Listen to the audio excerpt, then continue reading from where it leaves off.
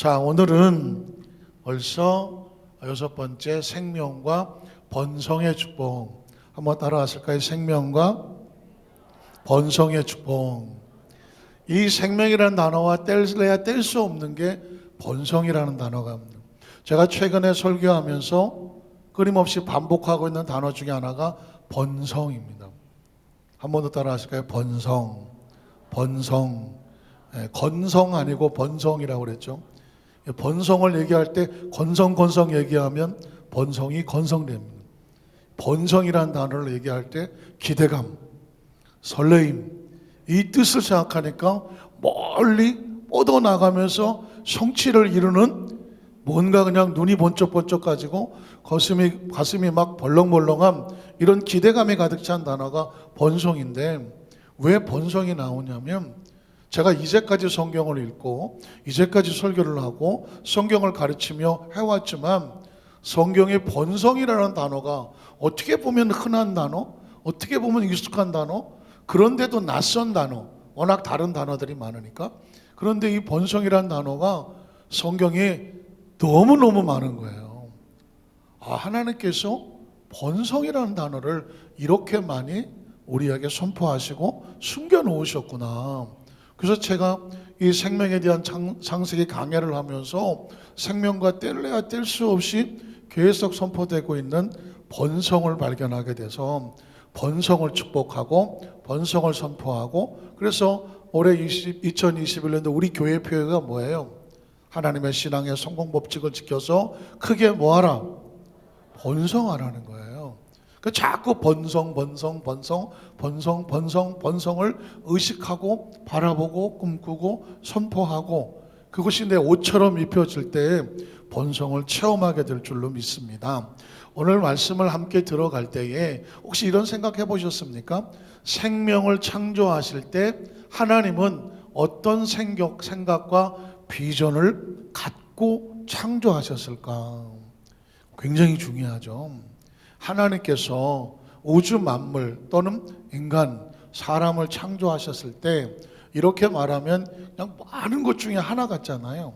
그러면 아예 1대1로 하나님의 나를 이 세상에 사람으로 창조하여 내어보내셨을 때, 태어나게 하셨을 때 하나님은 나에 대해서 어떤 비전과 생각과 꿈을 갖고 계셨을까?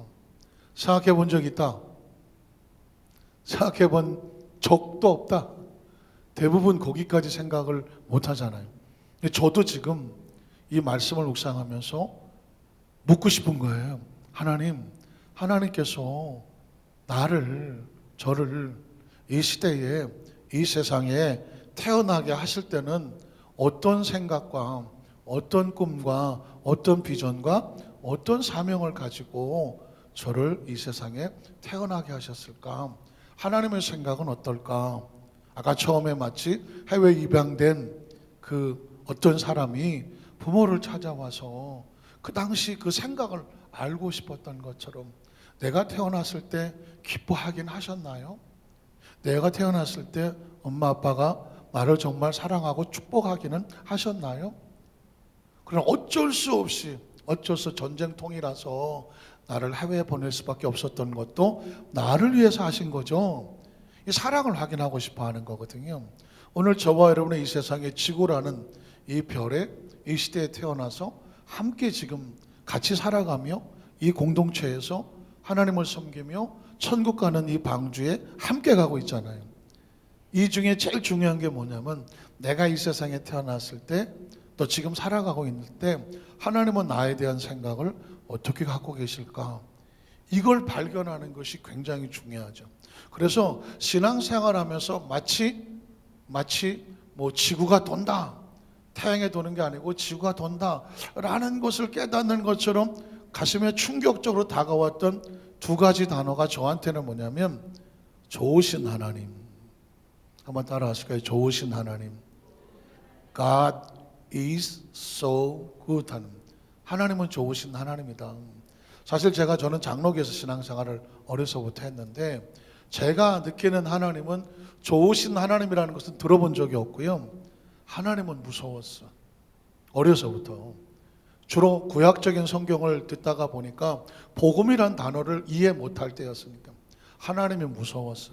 늘 계명으로, 계명에서 어긋나면 뭐 어린 나이에 뭐 심판, 하나님의 저주, 하나님의 벌. 왜냐하면 말씀대로 살지 못하고 어린 나이에 하나님 말씀을 잘 못 지키잖아요. 그래서 지금도 생각나는 거는 어렸을 때는 한 주간 내내 막 크리스찬인데 크리스찬답지 살게 하지 못해.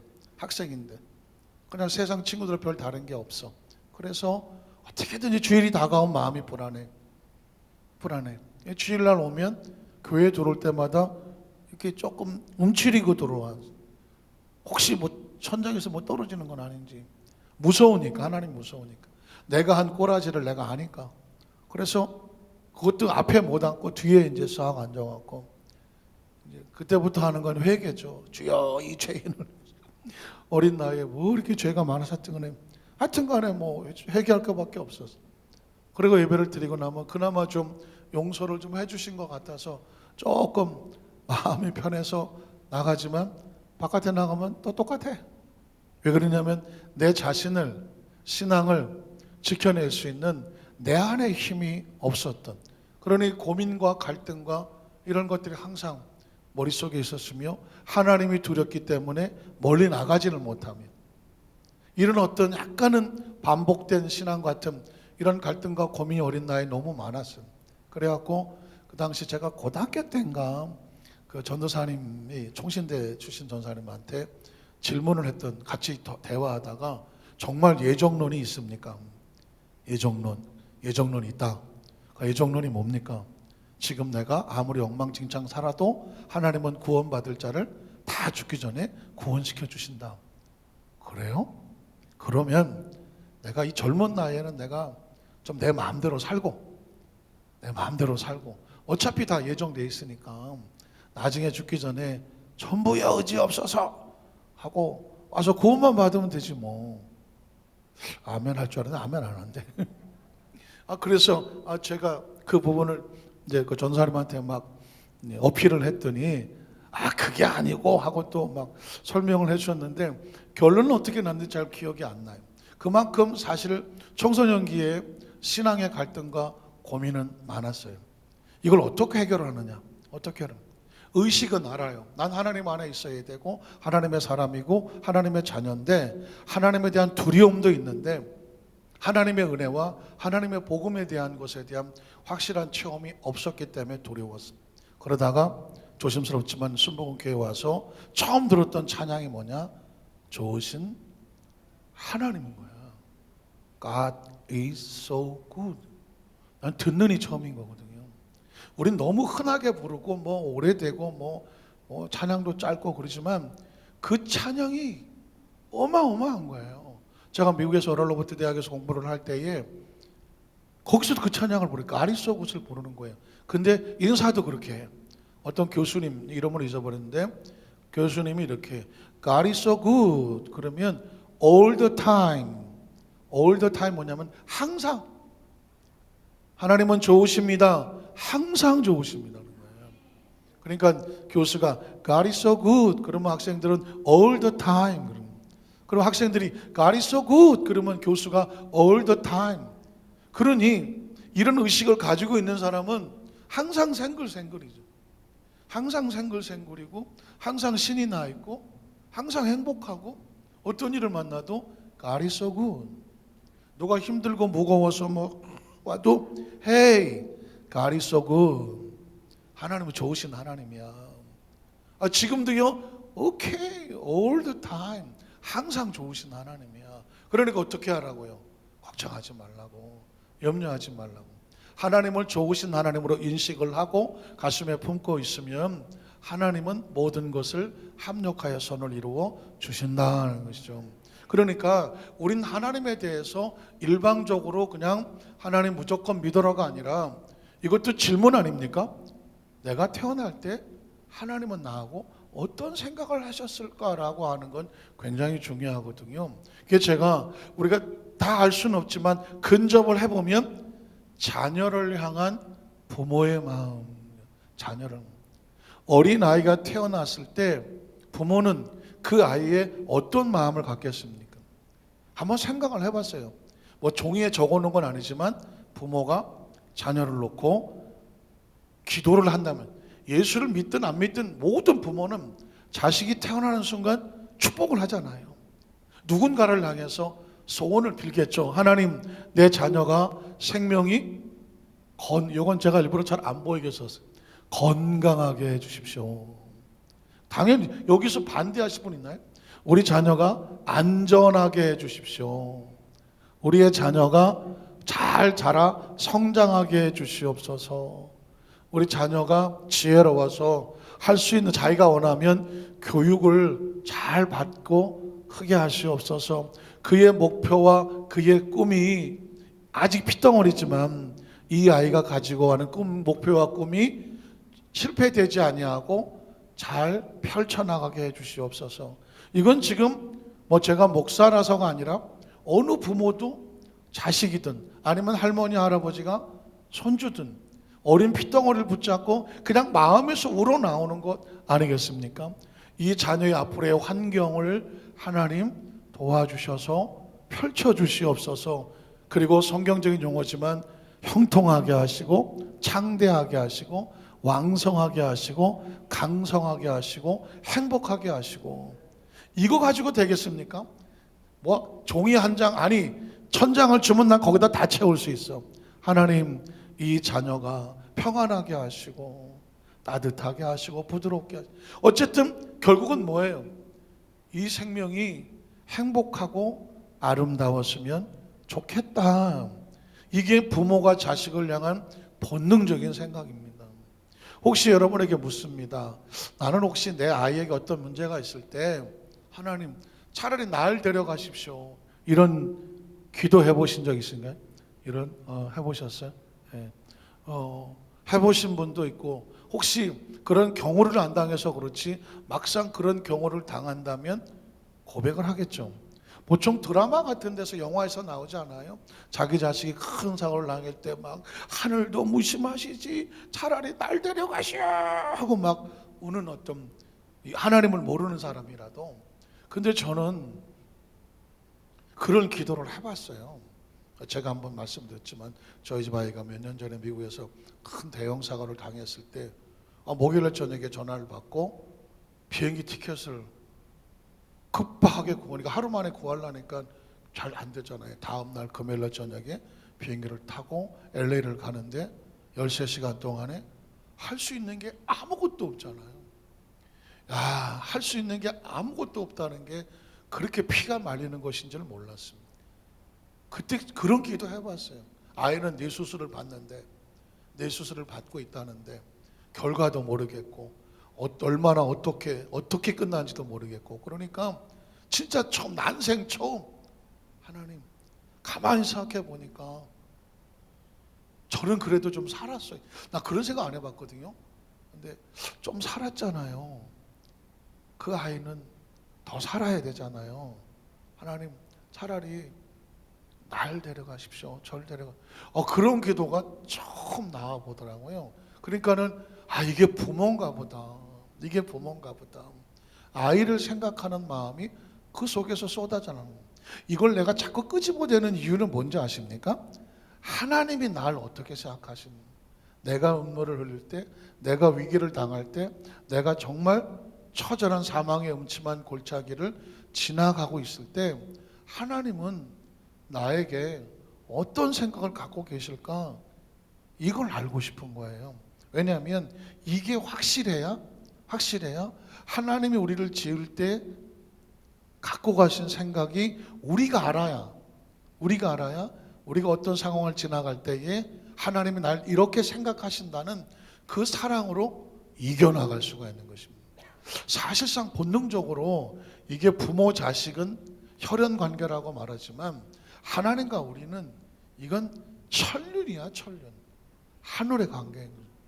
최근에 나이가 65살 먹으신 남자인데 오토바이를, 올드 모터사이클이죠. 그 오토바이를 수집을 하는데 보니까 38대를 수집을 했습니다. 한 대당 3천만 원이 넘어. 계산해 봤더니 12억이야. 이 사람이 오토바이를 한번 처음 탔을 때 하던 어깨 딱 올리고 할리 데이비슨 나가고 오는 그때 자기 심장이 떴던 그 설레임을 그걸 잊을 수가 없어갖고 몸이 아파서 막 힘들었는데 오토바이 타고 하고 했더니 심장이 뛰면서 자기도 모르게 막 웃음이 누가 시키지도 않았는데 너무 좋아갖고 웃음이 막 나오더라는 거예요.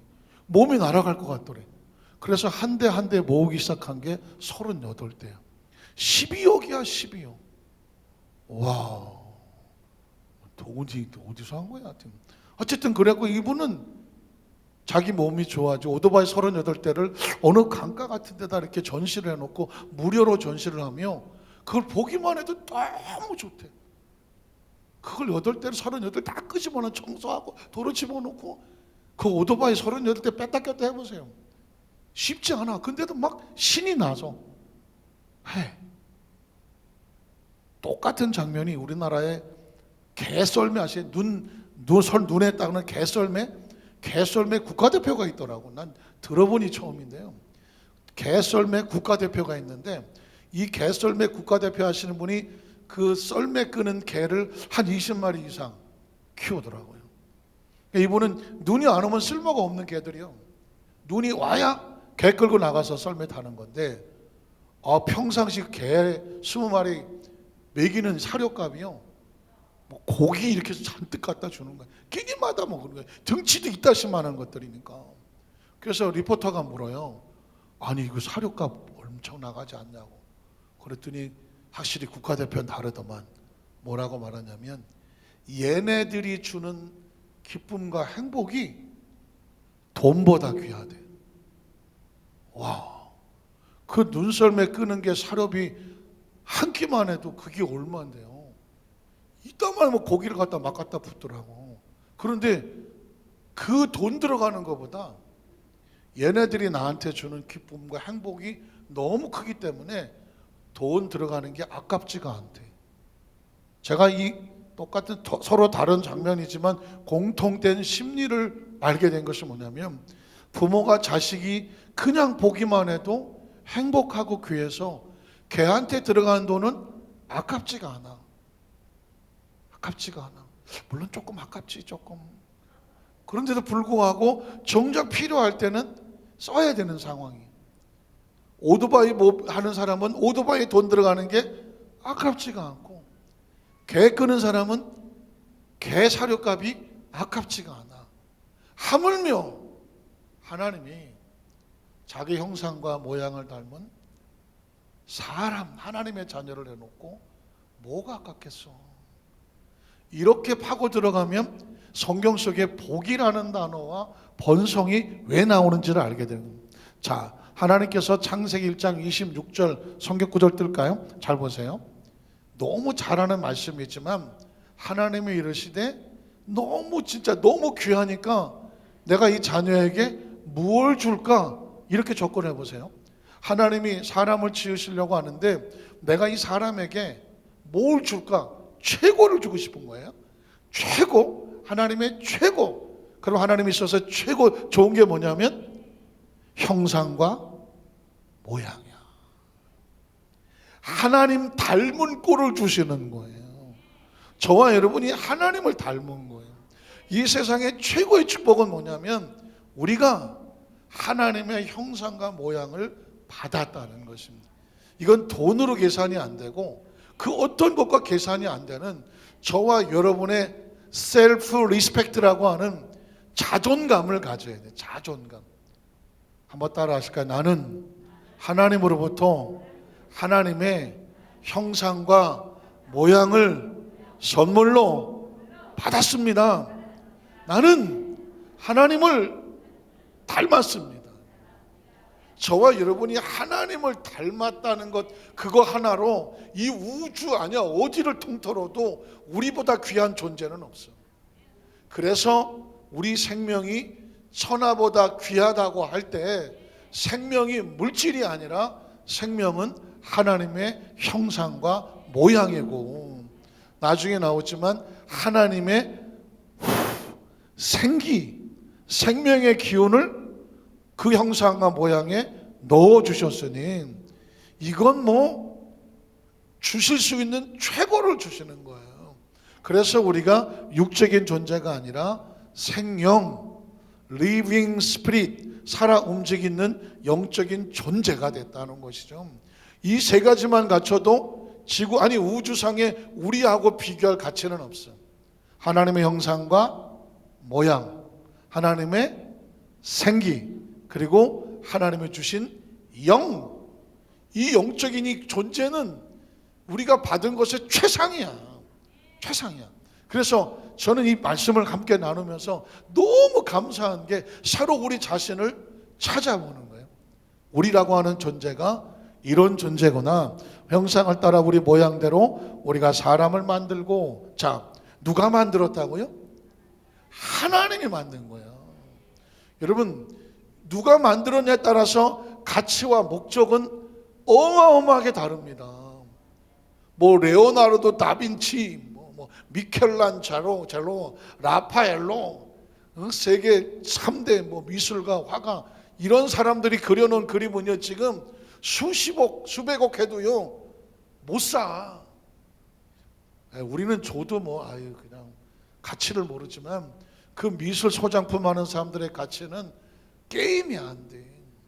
아니 혹시 국민일보 어디 신문에 보니까 운석을 판다고 나왔더만.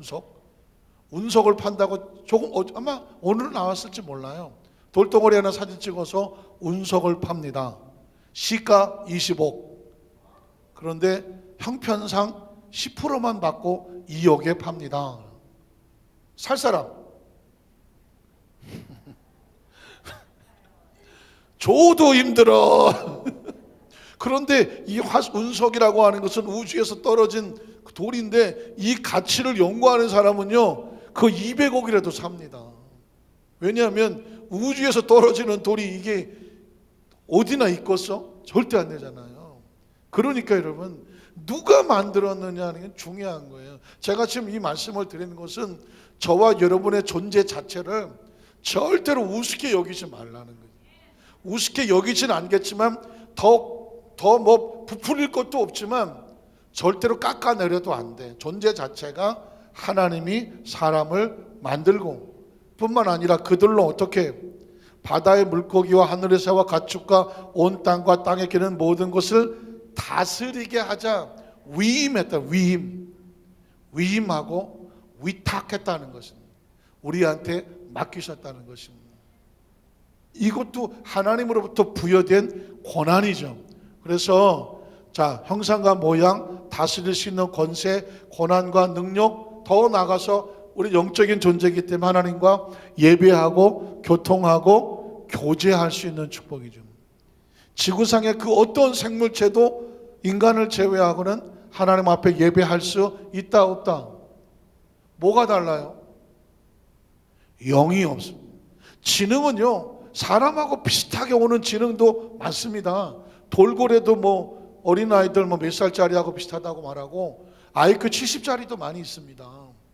IQ 인텔리전스 퀄리티라고 하는 그 IQ가 70 정도 되면 보통 어린아이 정도 그냥 사람하고 비슷해요. 그러나 걔네들이 예배를 합니까? 찬양하고 하나님을 인식합니까? 안 됩니다. 침팬지가 제 아무리 비슷하게 놀아도 예배는 안 돼. 왜? 예배는 영이야.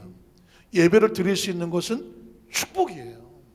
하나님이 부여하신, 하나님과 교통할 수 있는 엄청난 축복이라는 것입니다. 그래서 여기 제가 영적인 축복이라는 거 이런 걸 말씀해 드렸고요. 자, 그러면 창세기 1장 28절에 들어가서 처음 시작하는 게 뭐냐면 하나님께서 그들에게 복을 주시며 그랬습니다. 복을 주시며. 그러니까 사람을 창조하고 형상과 모양과 위탁을 해놓고 복이라는 단어가 툭 하고 튀어나와요. 그러면 각자 가지고 생각하는 복이 있겠죠. 여러분은 뭐가 복이라고 생각합니까? 로또 한번 맞는 게 복인가요? 하늘에서 한번 돈벼락 한번 맞아봤으면 뭐 그런 게 복인가요? 아니야, 나 다 필요 없어. 나는 한 120살까지만 살았으면 좋겠어. 아니 그것도 필요 없어. 나는 내 자식들이 잘 됐으면 좋겠어. 어쨌든 각자 가지고 있는 복에 대한 개념이 다르잖아요. 하나님이 생각하신 복인 뭘까? 궁금하지 않습니까? 하나님은 무엇을 복이라고 말할까? 하나님에 대한 복의 개념이 필요하거든요. 복이. 자, 그러면 하나님 요 한 구절 가지고 말하는 거예요. 하나님께서 그들에게 복을 주시며 이 안에 어마어마한 의미가 있어요. 자, 복은 어디서부터 오냐면 하나님 자신께서 복의 근원 되심을 선포하는 겁니다. 왜? 하나님이 복을 주셨으니 복은 누구한테 있어요? 하나님한테 있죠. 내가 있어야 뭘 주지 않겠습니까? 그러니까 이 모든 복의 근원, 복의 출발지는 어디냐? 하나님이에요. 뒤집어 말하면 하나님과 관계가 막히면 복이 있다 없다? 복이 없다요. 복이 없어요. 그래서 나중에 나오겠지만 시편 1편에 보면 복 있는 사람은 악인, 죄인, 오만한 자하고 관계하지 않아. 왜? 그 사람들은 하나님과 끊어진 사람이기 때문에 거긴 아무리 휘젓고 다녀도 복이 있다 없다? 복이 없다. 그러니까 지혜로운 사람은, 복 있는 사람은 어디 가야 복이 있을지를 눈치를 채고 그 복 있는 사람 복의 길을 따라가는 거죠. 그게 복이에요. 그래서 하나님이 그들에게 복을 주시며 성경에 처음 나오는 복이라는 단어예요. 눈치를 딱 채보니까 이 복은 어디서 온다? 하나님 자신께서 복의 근원 되심을 선포한다. 복이라는 것은 받는 것만 가지고 안 돼. 자, 복을 창조하신 분이 공급을 하죠. 복은 또 뭐가 돼? 유지가 돼야 돼. 받았는데 없어지면 이것처럼 허전한 것도 없어. 복을 공급받았으면 그 다음에 유지를 해야 되고 그 복이 내 삶에 조화를 이루어야 돼. 조화. 가끔씩 보면 토지 보상 받아서 가난하고 힘들거렸던 집에 뭐 수십억의 돈이 들어왔는데 그 돈 가지고 행복했다는 사람이 없어. 그 돈 가지고 행복했다는 사람이 없어요. 희한하죠? 우리 같은 사람은, 아니 우리 교회 성도들은 진짜 행복할 텐데. 근데 대부분은 그 돈 때문에 형제가 갈라지고 서로 싸우고, 실제로 제가 강서교구에 있을 때에 방화동이 싹 밀리고 아파트가 세워질 때였거든요. 그때 그 보상받았는데 한 10억인가 나왔다 그래요. 그 당시 91년도니까 10억이면 어마어마하죠. 30년 전이네 벌써. 그런데 그때 아마 대형 사고가 났는데 신문에 나오기를 형제가 셋이, 아들만 셋. 그런데 셋째 아들이 조금 모질라. 근데 셋째 아들이 모질란 놈이 술이 취해갖고 이제 들어왔는데 막 두 형하고 아버지하고 셋이 앉아서 이 10억을 어떻게 나눌 거냐, 그걸 얘기를 하고 있었는데 이놈이 바깥에서 들었어. 들어보니까 아버지하고 아들 둘이 이러는 거야. 야, 이 10억이 나왔는데 이걸 어떻게 할까? 형들이 똑같이 나누겠냐? 그러니까는 아닙니다. 셋째 저놈은 애가 모질라갖고 술이나 처먹고 돌아다니니 돈 줘봤자 저놈은 다 날릴 거니까 셋째는 주지 말자고, 셋째한테는 말하지 맙시다 하는 거예요. 그걸 바깥에 다 듣는데, 그러니까는 그렇게 나도 걱정이다. 그러면 아버지하고 아들하고 해서 우리가 셋이 잘 나눠야 갖고 우리가 조용히 없애자. 어떻게 조용히 하는 걸 하자. 그리고 자는데 그 얘기를 듣고 셋째가 바깥에 나가서 칼을 들고 가고 자는 동안에 아버지 형 둘 다 찔러 죽였어요. 조금 모질란 것도 있었고 술 기운도 있었지만, 아니 10억이 들어왔는데 셋이 나눠 갖고 자기는 모질라다고 안 준다는 거예요. 그래갖고 신문에 대형 사고가 났습니다. 혹시 저거 아십니까? 부부가 같이 이렇게 있었는데 어느 날 부인이 흔적 없이 사라졌어. 그 가족이 아무 얘기 안 하고. 알고 보니까 로또가 당첨이 됐어, 부인이. 그래갖고는 가족에게 아무도 얘기 안 하고 혼자 비행기 타고 해외로 나르셨어. 나중에 알고 보니까 부인이 로또를 당첨됐다는 소식을 알게 된. 부부와 자식들이 얼마나 허전하겠어. 혹시 우리 교회 성도들 가운데 갑자기 어느 날 소리 없이 안 보이면 축복이라고 하는 것은요, 조화가 돼야 돼요. 그것이 내가 감당할 만하고 그걸 가지고 서로 더불어 함께 살아갈 만해야 그게 복이 되는 거거든요. 자, 그래서 두 번째 복은 뭐냐면 우리가 하나님께로부터 나온 거예요. 저와 여러분이요, 어디서부터 나왔는지 자신의 출처를 안다는 것은, 이게 사람은 본능적으로, 모든 생명은 그게 궁금해. 그리고 그걸로 인하여 자신의 자존감이 갖게 돼요. 우리는 어디서부터 나왔냐면 하나님으로부터 나왔어. 그러면 하나님으로부터 나왔다는 것은 내 안에 하나님의 주인이 있다는 것이고, 내가 삶의 계획이 있다는 것이고, 목적이 있고 사명이 있고, 내 미래는 하나님이 분명한 목적이 있어서 끌고 가시는 것입니다. 그게 뭐 $5 받은 것처럼 안 크지 않아도 돼. 뭐 $2 받은 것처럼 적당하다. $1 작아도 괜찮아. 중요한 것은 각자 모양에 따라서 하나님의 목적과 이유가 있어서 그분의 손에서 나왔다는 거면 돼요. 제가 그 전에 그런 얘기했죠. 교회 성전 안에서 성구들이 서로 누가 잘났냐라고 서로 싸웠다 했다고 하잖아요. 이 성전 안에서 누가 제일 중요하냐, 뭐 그런 생각 하겠죠. 야, 뭐가 제일 중요하냐? 그랬더니 강대상이, 야, 그래도 우리 그 교회는 강대상이지, 거기서 말씀을 선포되지 않냐. 그랬더니 또 마이크가 웃기고 있네. 마이크가 없어 봐라, 성도들이 듣냐?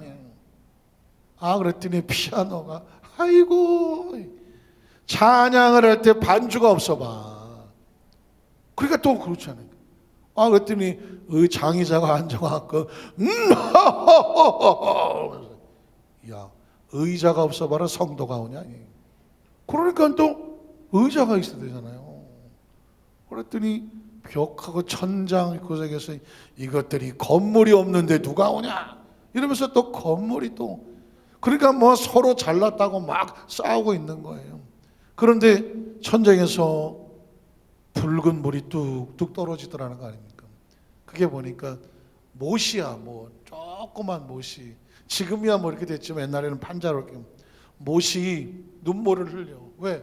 구석구석 처박혀 누가 알아주지도 않고, 뭐 녹은 쓸어갖고 그냥 그 힘든 거 다 버티고 앉아 있는데, 이 못은 자랑할 게 없어. 자기가 뭐 강대상이야, 마이크야, 무슨 의자야, 뭐 아무것도 없어. 그러니까는 홀로, 난 아무짝에 쓸모없는 놈이구나, 눈물을 흘리는. 그래갖고는 이 못이 녹이 쓸어갖고 눈물을 흐르다 보니까 그 옆에 있는 널판지들이 다 썩어가기 시작해갖고 못이 툭툭 떨어지면서도 나같이 쓸모없는가 그냥 떨어져요. 그런데 그날 밤에 태풍이 오고 비가 쏟아지니까는 천장이 날아가니까 성전 안에 비가 꽉 찼어.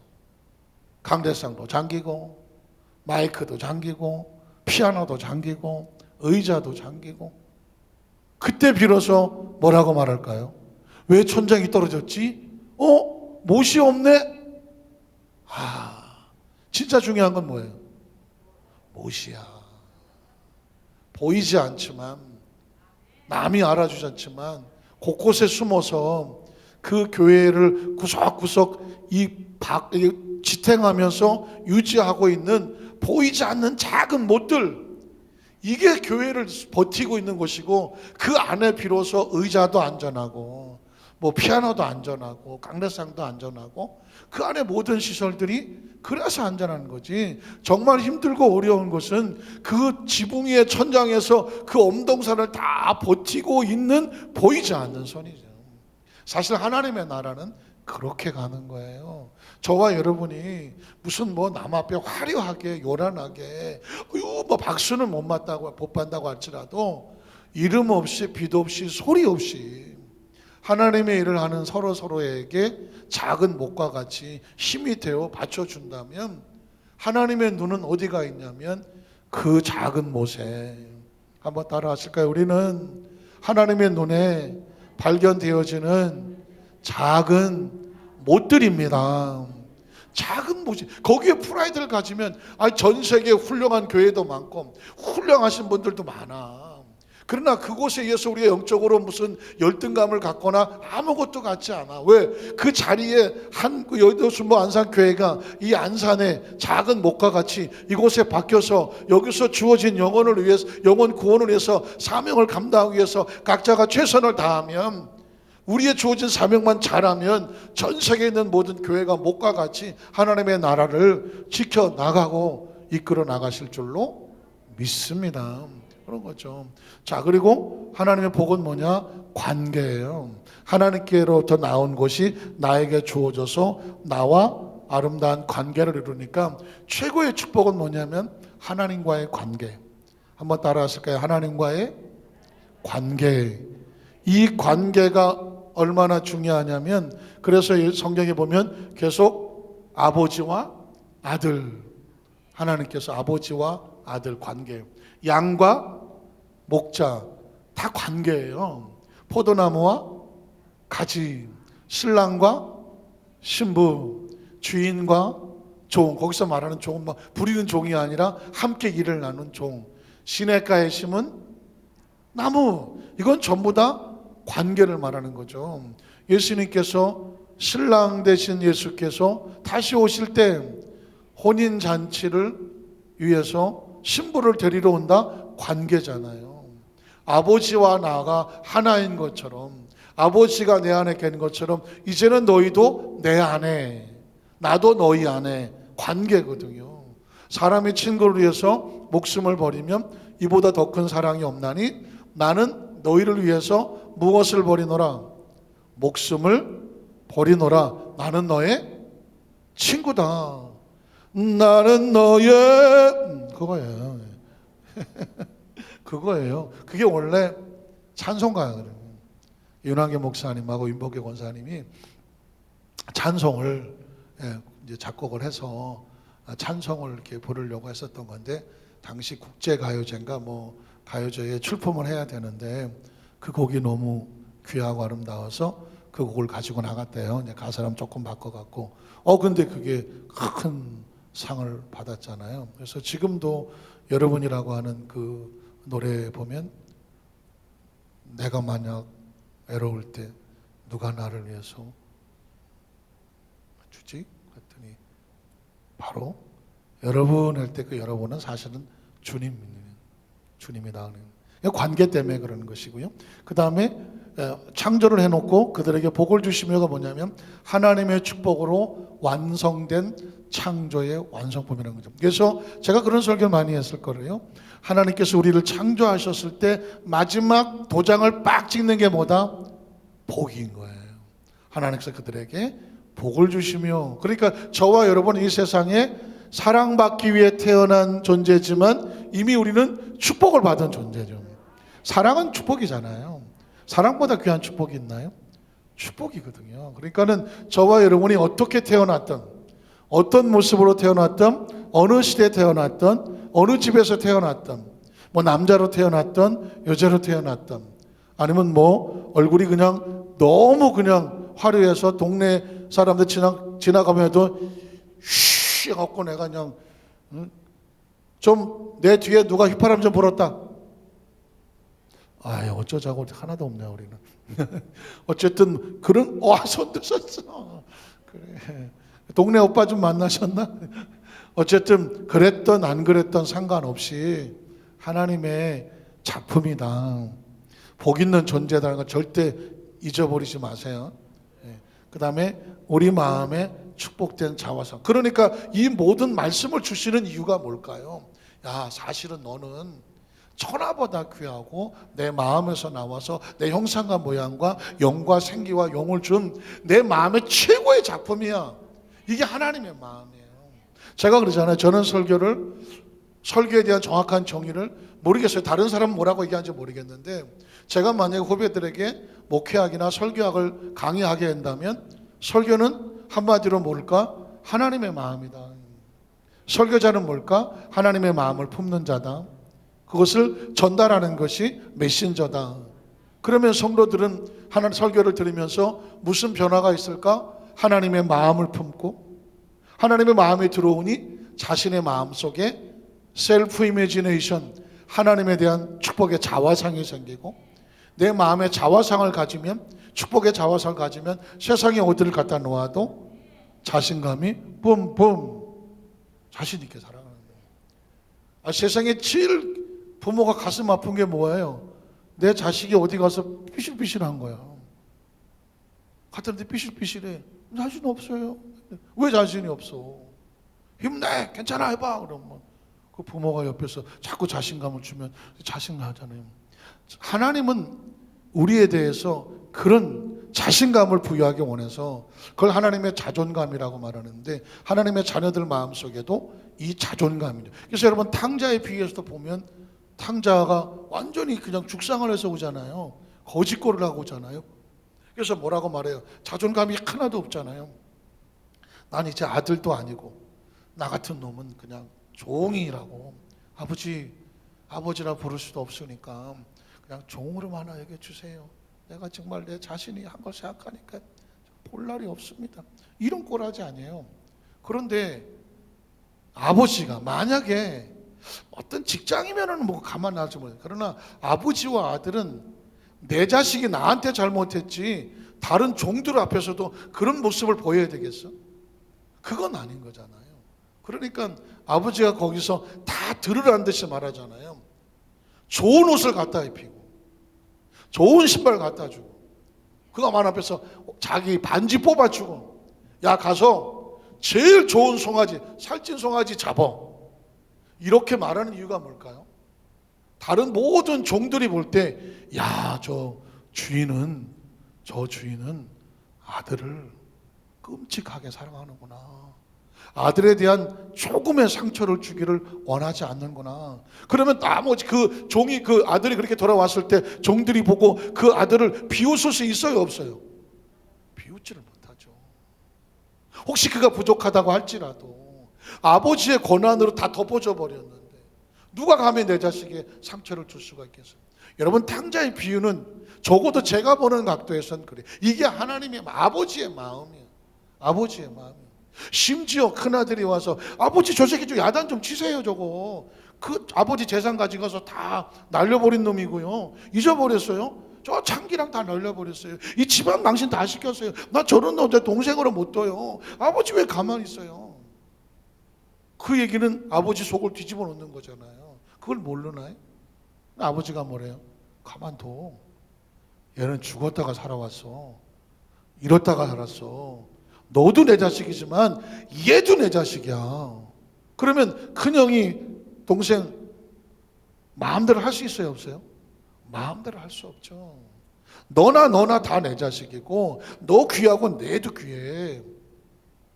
지금 아버지는 이 작은 아들에 대해서 아버지와의 관계 속에서 내가 슬프고 나한테 잘못한 것일지 모르지만 다른 사람과의 관계 속에서는 너하고 네가 무시할 존재가 아닌 원래의 존재 자체에 축복된 자화성을 회복하기를 원하시는 거예요. 왜냐하면 자녀는 부모의 자존심이잖아요. 하나님의 자녀는 하나님의 자존심입니다. 한번 따라하실까요? 하나님의 자녀는 하나님의 자존심이다. 저와 여러분 어디 가서 쭈삣쭈삣하고 비실비실하고 이러고 있으면 누가 자존심이 상해요? 하나님이 상하지. 무슨 말씀인지 아시겠어요? 그러니까 아랫배 힘 빡세게 주시고 교만하고 뭐 잘난 척 하라 얘기가 아니라, 세상 어디 갖다 놓아도 우주는 하나님의 짐, 지구도 하나님의 짐, 우리 속에는 하나님의 형상과 모양, 나를 통해 하나님 일하기를 원하시고 내가 부족하고 모자라면 아버지가 채우시고 내 모습 그대로 다 용납하셔서 하나님의 자존심이 가고 내가 부족한 만큼 나를 통해서 뭔 일이 나타나면 하나님 영광 받으시는 것이죠. 그래서 이 복이라는 단어가 두 번째로 보면 번성이라는 단어로 나오는 것입니다. 번성은 그냥 덜렁 나오는 게 아니라 이제 복을 받아 생명을 받았어. 그러면 생명의 삶은 어떻게 돼? 삶은 번성해야지. 받은 생명이, 아까 뭐 생명이 그냥 생명을 받았다고 이렇게 있는 게 아니라 나무도 씨앗에 심겨서 하면 생명이 살지만 자라고 뻗어서 휘황찬란하고 시냇가에 본 나무처럼 시절을 쫓아 열매를 맺으며 번성 아니겠어요? 양을 뭐 가축이나 이런 걸 줘도 그게 한 마리가 그냥 한 마리 있는 걸 원하겠어요? 또 새끼를 낳고 해서 막 가득 한때 두 때 반 때는 번성이잖아요. 하나님은 우리에게 생명을 주시되 생명으로 끝나지 말고 어떻게 그 생명을 가지고 어떻게 해라? 번성해라는 것입니다. 번성. 오늘 시간이 좀 많이 가서 여기서 끝을 내야 될 상황인데, 자, 창세기 1장 28절 한번 읽어볼게요. 하나님이 그들에게 복을 주시며 하나님이 그들에게 이르시되 생육하고 뭐해라? 번성이 여기서 나오는 거예요. 창세기잖아요. 1장이잖아요. 28절이잖아요. 복이 나오면 번성이 따라 나와. 그리고 그 번성의 끝은 뭐예요? 충만이야. 충만. 자, 생명이 시작이에요. 복이 시작이에요. 근데 복은 시작으로 끝지 않고 씨앗과 같아서 씨앗은 자라서 뻗고 울창해지잖아요. 그러니까 우리에게 주신 생명의 축복은 생명으로 태어나는 끝나는 것이 아니라 두 번째 과정은 뭐 해야 돼? 번성해야 돼. 번성해야 돼. 그게 요한 3서 2절에서 자랑하되 내 영혼이 잘됨 같이 범사가 잘되고 강건하기를 내가 간구하노라. 그걸 세상에서는 번영의 축복이라고 세속신앙이다라고, 이 하나님이 꼭 축복만 하시는 분이냐? 하나님 앞에서 올바르지 않으면 징계하고 정죄하고 하나님의 두려움을 가르쳐야지 경외함을 가르치지, 틀린 말은 아니야. 그러나 하나님이 우리에게 주시고 있는 생각에 번성과 번영과 강성과 창대와 왕성과 충만은, 이건 생명이면 누구나에게 필요한 거죠.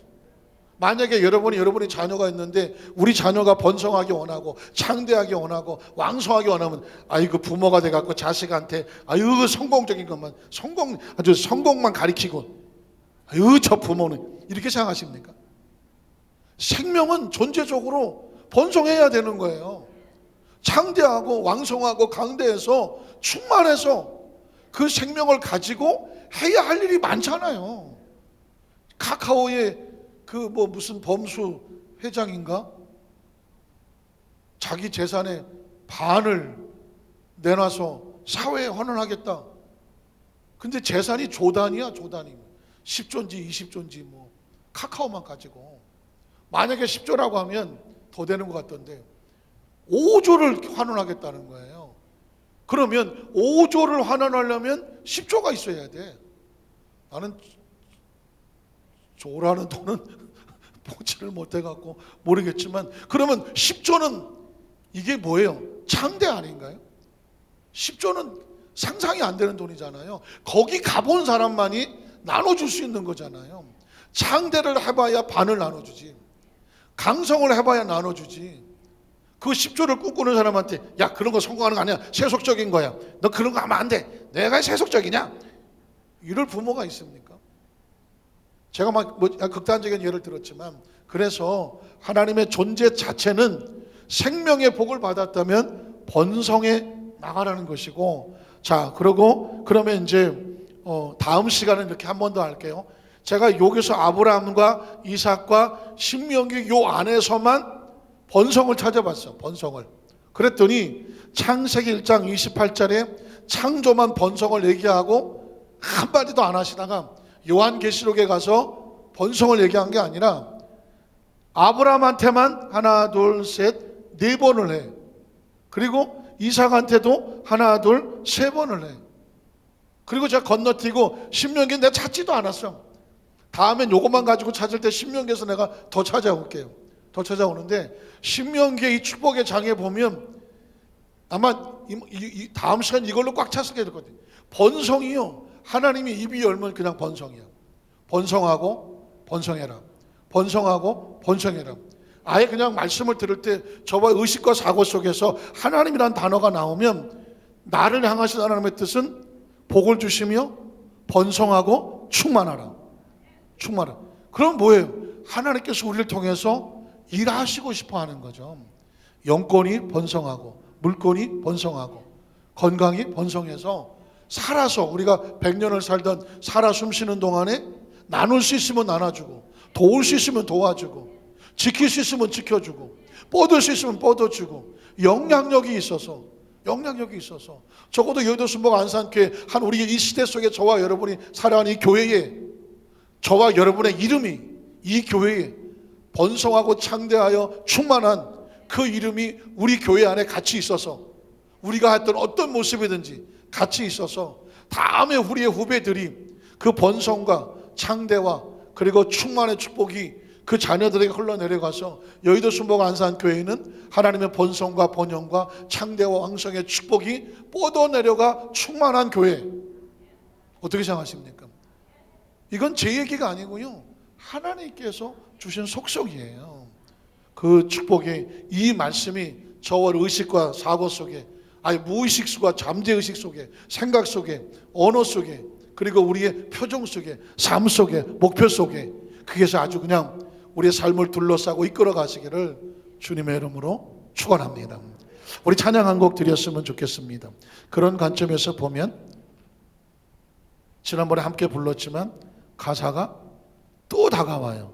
감사해요. 깨닫지 못했었는데 내가 얼마나 소중한 존재인가.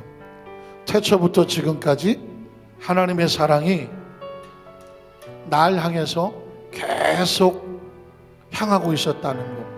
중요한 것은 또 하나의 열매는 뭐냐면 나로 인하여 열매가 계속 맺어 나가는 것을 번성이라고 말하고, 창대라고 말하고, 왕성이라고 말하고, 강성이라고 말하고, 형통이라고 말하고, 그리고 충만해야 돼요.